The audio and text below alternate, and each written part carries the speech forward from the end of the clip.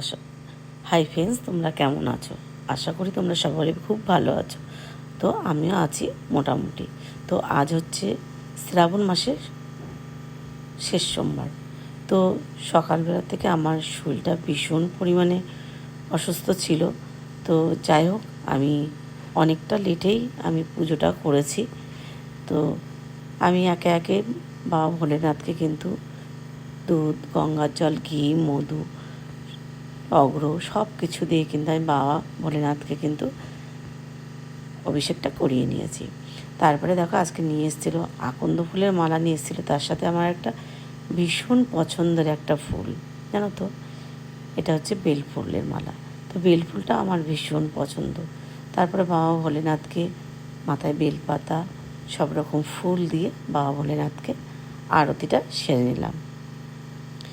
আর আজ হচ্ছে সোমবার।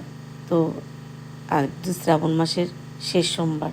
তো যাই হোক, প্রতিটা সোমবারেই কিন্তু আমার এরকমভাবেই পুজো আশ্রা করা হয়, কারণ বাবা ভোলেনাথকে, তারপরে গোপাল সোনাদের, বাবা লোকনাথদের সবাইকে একে একে মালাটা পরিয়ে দিলাম। আর বাবা লোকনাথের মাথায়ও একটা বেলপাতা দিয়ে ফুল দিয়ে দিলাম। আর আমার যে ছোটো ছোটো যে গোপুসোনাগুলো আছে, সবার প্রত্যেকের কিন্তু চরণে একটা করে ফুল, তুলসী পাতা নিবেদন করেছি। আর আজকে দুপুরবেলা গোপাল সোনাকে কী দিয়ে সেবা দিয়েছি জানো?